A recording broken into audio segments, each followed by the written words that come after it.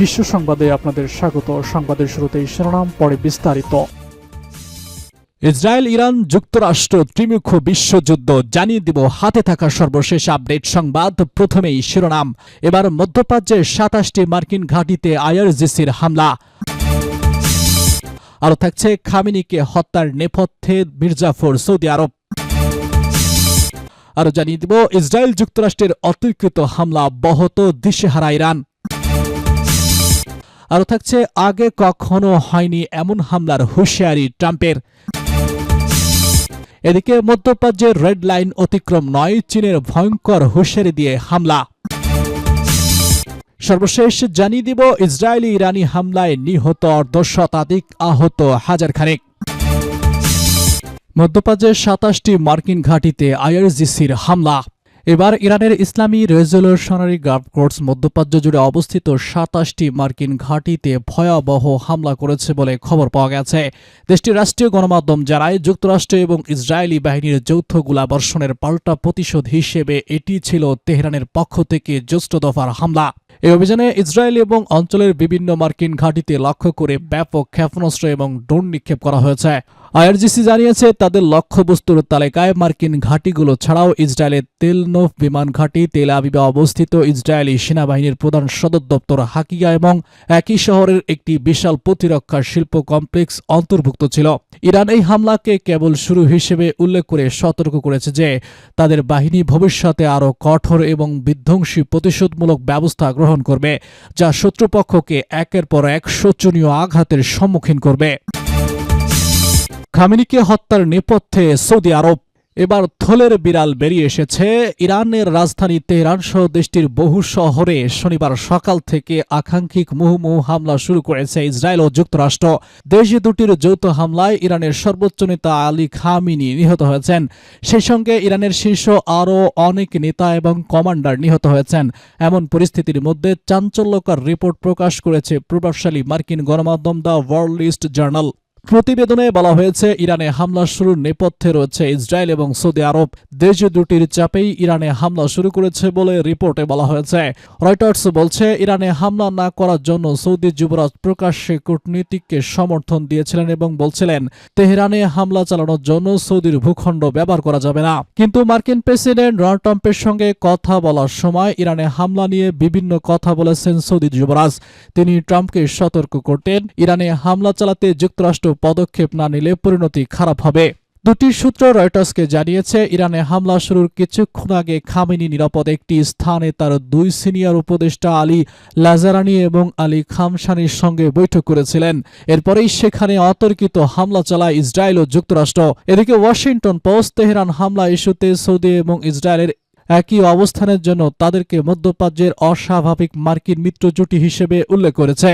রিপোর্টে বলা হয়েছে, দুই দেশটির এই যৌথ প্রচেষ্টা ট্রাম্প ইরানের সর্বোচ্চ নেতা খামেনিকে ক্ষমতা থেকে উৎখাতের জন্য অভিযান চালাতে উদ্বুদ্ধ করেছে। রিপোর্টে আরও বলা হয়েছে, ইসরায়েল সৌদির চাপেই ট্রাম্প ইরানে হামলা শুরু করেছে।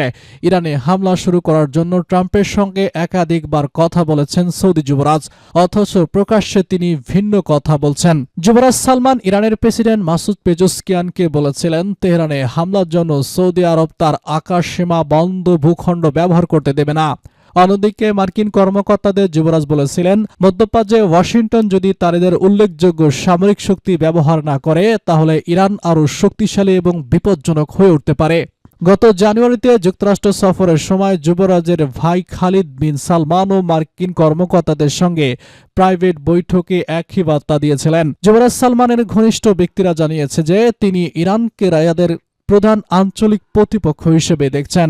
সর্বশেষ ট্রাম্প ঘোষণা করেন যে ইরানের সরকার পরিবর্তন না হওয়া পর্যন্ত হামলা অব্যাহত থাকবে।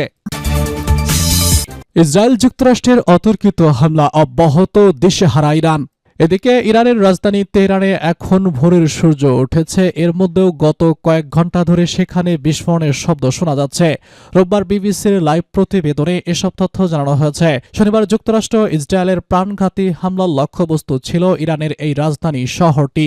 মার্কিন প্রেসিডেন্ট ডোনাল্ড ট্রাম্প ইরানে বোমা বর্ষণ অব্যাহত রাখার ঘোষণা দিয়েছে। ইতিমধ্যে যুক্তরাষ্ট্র ইসরায়েলের যৌথ হামলায় ইরানের সর্বশেষ নেতা আয়াতুল্লাহ আল খামেনি নিহত হয়েছেন। খামেনির মৃত্যুর তথ্য নিশ্চিত করেছে ইরান ইরানি মিডিয়া। তবে এরপরও ইরানে হামলা বন্ধ করেনি ইসরায়েল ও যুক্তরাষ্ট্র।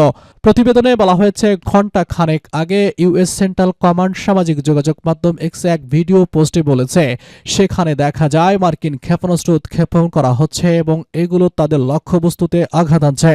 ওই পোস্টে আরও বলা হয়েছে, নির্দেশনা অনুযায়ী কেন্দ্রীয় কমান্ড এখনও দ্রুত পদক্ষেপ নিচ্ছে। অন্যদিকে ইসরায়েলের প্রতিরক্ষা বাহিনী আইডিএফ সর্বশেষ বলেছে, ইসরায়েলি বিমান বাহিনী ইরান জুড়ে ইরানি সন্ত্রাসী শাসকদের আওতায় থাকা ৩০টিরও বেশি লক্ষ্যবস্তুতে হামলা চালিয়েছে। এসব লক্ষ্যবস্তুর মধ্যে রয়েছে ইরানের আকাশ প্রতিরক্ষা ব্যবস্থা, ক্ষেপণাস্ত্র উৎক্ষেপণ কেন্দ্র, শাসন সংশ্লিষ্ট বিভিন্ন টার্গেট এবং সামরিক কমান্ডো সেন্টার। আগে কখনো হয়নি এমন হামলার হুঁশিয়ারি ট্রাম্পের। এবার মার্কিন প্রেসিডেন্ট ডোনাল্ড ট্রাম্প যুক্তরাষ্ট্র বা ইসরায়েলকে লক্ষ্য করে হামলা না চালাতে ইরানকে সতর্ক করেছেন। রোববার লাইভ প্রতিবেদনে এসব তথ্য জানানো হয়েছে।